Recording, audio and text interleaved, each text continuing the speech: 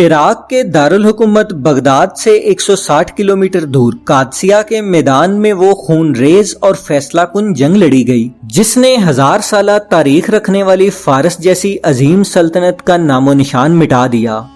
یہ جنگ آتش پرستوں اور غازیان اسلام کے درمیان لڑی گئی۔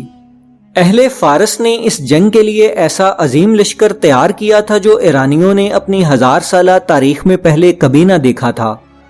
مدائن سے لے کر دجلہ اور فرات کے درمیان ایران کا ہر شہر اور گاؤں فوجی مستقر میں تبدیل ہو چکا تھا، تاہم رستم مختلف ہیلوں اور بہانوں سے جنگ کو ٹالنے کی کوشش کر رہا تھا۔ اس کی وجہ یہ تھی کہ وہ ستاروں کا علم جانتا تھا اور اس کی نگاہ میں ستاروں کی گردش ایران کے خلاف تھی۔ ایران کے دوسرے نجومی بھی اسے آنے والے خطرات سے آگاہ کر چکے تھے۔ جب مدائن کے عمرا لشکر کی پیش قدمی کا مطالبہ کرتے تو وہ انہیں یہ کہہ کر خاموش کر دیتا، ہمارا فائدہ اسی میں ہے کہ ہم اطمینان سے تیاریاں جاری رکھیں اور مسلمانوں کو اس بات پر مجبور کر دیں کہ وہ یا تو دریا عبور کر کے بڑھیں یا پھر سامان رسد کی تنگی سے پریشان ہو کر واپس چلے جائیں۔ ان دونوں صورتوں میں ہمارا فائدہ ہے۔ اگر وہ ہماری جنگی تیاریوں سے مروب ہو کر قادسیہ سے واپس چلے جائیں تو فرات کے پار عرب قبائل ان کے خلاف اٹھ کھڑے ہوں گے اور انہیں دوبارہ ایران کی طرف دیکھنے کی جرت نہ ہوگی، اور اگر وہ دریا عبور کرنے کی حماقت کر بیٹھے تو ہماری کوشش یہ ہوگی کہ ان کا ایک سپاہی بھی جان بچا کر واپس نہ جا سکے۔ فوج کے سرداروں کو یہ منطق پسند تھی اور وہ اپنے سالار کی تائید میں یہ کہتے تھے کہ آئندہ جنگ جس قدر مدائن سے قریب لڑی جائے گی اسی قدر مسلمانوں کے لیے تباہ کن ہوگی۔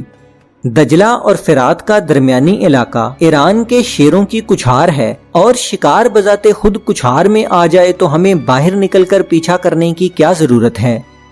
یزدگرد کو بھی انتہائی ضرورت کے بغیر کوئی خطرہ مول لینا پسند نہ تھا، چنانچہ وہ اطمینان سے قادسیہ میں جمع ہونے والے دشمن کے آئندہ اقدام کا انتظار کر رہا تھا۔ یہ صورتحال سعد ابن ابی وقاص رضی اللہ عنہ کے لیے غیر متوقع تھی۔ وہ موسم بہار میں مدینہ سے روانہ ہوئے تھے۔ اس کے بعد انہوں نے چند ماہ سراف میں قیام کیا اور پھر غریب کے مقام پر ایرانیوں کی ایک اہم چوکی فتح کی، چند دن وہاں رکے اور بالآخر قادسیہ میں ڈیرے ڈال دیے۔ جب قریباً 1 ماہ تک دشمن کی نقل و حرکت کی کوئی اطلاع نہ ملی اور مسلمانوں کو رسد کی کمی محسوس ہونے لگی تو سعد رضی اللہ عنہ نے ان مجاہدین کو چھاپا مارنے کا حکم دیا جو مثنہ بن حارثہ کی رفاقت میں ایران کا ایک ایک گوشہ دیکھ چکے تھے۔ چنانچہ یہ مجاہد چھوٹی چھوٹی ٹولیوں میں پڑاؤ سے نکلتے اور دشمن سے مویشی اور غلہ چھین لاتے۔ اس کے بعد یہ کارروائی جس کا ابتدائی مقصد لشکر کے لیے خوراک حاصل کرنا تھا باقاعدہ حملوں کی صورت اختیار کرنے لگی، اور چند دن کے بعد ہیرا کی کوئی بستی اور کوئی شہر مسلمانوں کے حملوں سے محفوظ نہ تھا۔ پھر یہ طوفانی دستے ہیرا سے آگے بڑھے اور دریا عبور کر کے جزیرہ کے علاقے میں داخل ہو گئے۔ مجاہدین ایرانیوں کی چوکیوں کو تباہ کرتے ہوئے فراز تک جا پہنچے۔ مقامی باشندوں کے وفود مدائن میں پہنچے اور انہوں نے یزدگرد سے فریاد کی کہ اگر ایران کی افواج حرکت میں نہ آئیں تو پورے عراق پر مسلمانوں کی ہیبت چھا جائے گی اور لوگ ایران سے مایوس ہو کر ان کا ساتھ دینے پر مجبور ہو جائیں گے۔ سرداروں، زمینداروں اور فوجی چوکیوں کے محافظوں کی طرف سے بھی یزدگرد کو فوری اعانت کی درخواستیں موصول ہو رہی تھیں۔ اس کے ساتھ ہی مدائن کی بے چینی میں بھی اضافہ ہو رہا تھا۔ عمراء اور مذہبی پیشواؤں کا یہ مطالبہ زور پکڑ رہا تھا کہ رستم کو بلا تاخیر پیش قدمی کا حکم دیا جائے۔ چنانچہ ایک دن یزدگرد نے رستم کو طلب کیا اور کہا، ہم کل غروب آفتاب سے پہلے یہ سننا چاہتے ہیں کہ ہماری فوج قادسیہ کے راستے کی پہلی منزل طے کر چکی ہے۔ رستم کا چہرہ اتر گیا اور اس نے کہا، عالم پناہ، مجھے آپ کے حکم سے انکار کی مجال نہیں، مدائن کا لشکر آج ہی روانہ ہو جائے گا، لیکن کیا؟ یزدگرد نے برہم ہو کر پوچھا۔ رستم نے ملتجی ہو کر جواب دیا، میرا پایہ تخت سے قریب رہنا ضروری ہے، مجھے اس بات کی اجازت دیجیے کہ میں لشکر کو سابات پہنچانے کے بعد واپس آ جاؤں۔ میدان جنگ میں ہماری افواج کی رہنمائی کے لیے کئی اور تجربہ کار اور قابل اعتماد سردار موجود ہیں۔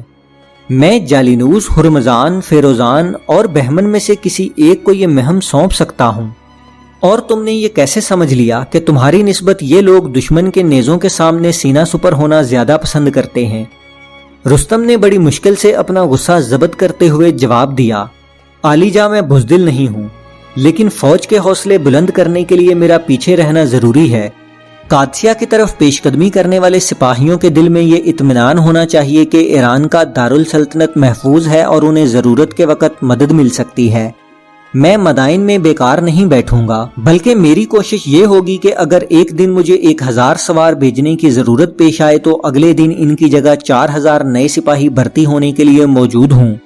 मैं दुश्मन पर यह दबदबा रखना चाहता हूं कि मैंने जितनी फौज आगे भेजी है इससे ज्यादा मदाइन के मुस्तकर में तरबियत हासिल कर रही है।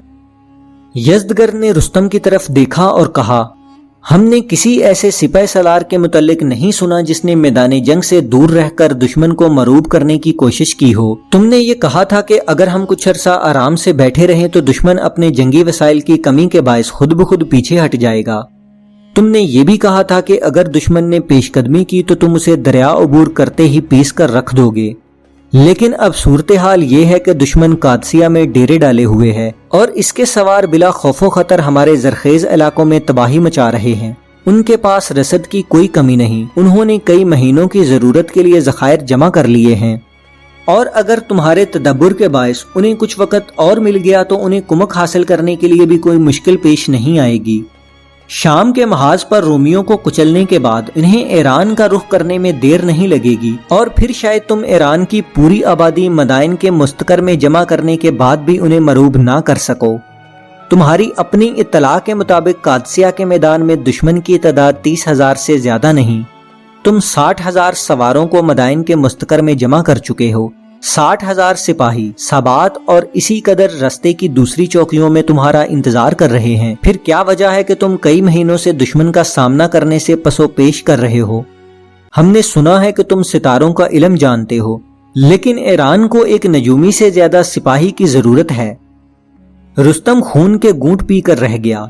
इसने कहा, आलिजा सितारों का इल्म जानना कोई जुर्म नहीं, लेकिन अगर आपके दिल में ये शुबा है कि सितारा शनासी ने मुझे बुज़दिल बना दिया है या अपनी जान के खौफ से मेरी अताअत और वफादारी में कोई फर्क आ गया है, तो मैं ये साबित करूंगा कि आपने अपने गुलाम के साथ इंसाफ नहीं किया। मैं आज ही रवाना हो जाऊंगा। यज़दगर्द ने कदरे मुतासिर होकर कहा, मुझे तुम पर कोई शुबा नहीं और तुम्हें इस कदर जल्दबाजी से काम लेने की जरूरत नहीं। एक दिन से कोई फर्क नहीं पड़ेगा। हम कल अलल सुबह तुम्हें मुस्तकर से रुखसत करेंगे।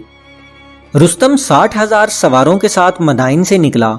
इस अजीम लश्कर के आगे जंगी हाथी और पीछे उन ऊंटों और खच्चरों की कितारें थीं जिन पर खजाना, रसद का सामान और खैमे लदे हुए थे।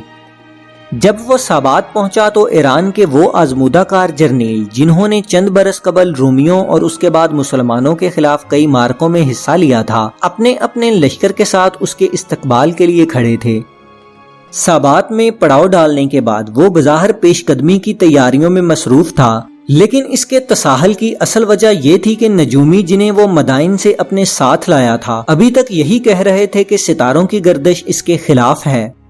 फिर जब एक दिन उसे ये इत्तला मिली कि मुसलमानों का एक वफद किसरा से गुफ्तगू करने के लिए मदाइन का रुख कर रहा है, तो इसने पहली बार अपने दिल में इत्मीनान महसूस किया कि ज़रतश्त ने इसकी दुआएं सुन ली हैं। लेकिन थोड़ी ही देर बाद इसके साथी ये मशवरा दे रहे थे कि ईरान को एक जवां साल और तुंद मजाज हुक्मरान की हमाकतों के नताइज से बचाने के लिए आपका मदाइन पहुंचना जरूरी है। यज़दगर्द अपने दरबार में इन जसूरो गयूर इंसानों को देख रहा था जिनकी निगाहों में अपने अल्लाह के सिवा किसी का खौफ ना था।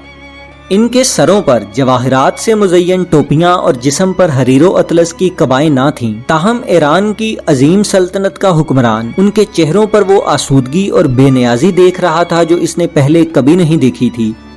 शहनशाह ने पूछा, तुम हमारे मुल्क में क्यों आए हो? किसरा फारस यज़दगर्द और मुसलमानों के दरमियान होने वाली इस बेबाक और दिलचस्प गुफ्तगू की तफसील इंशाल्लाह अगली किस्त में बयान की जाएगी।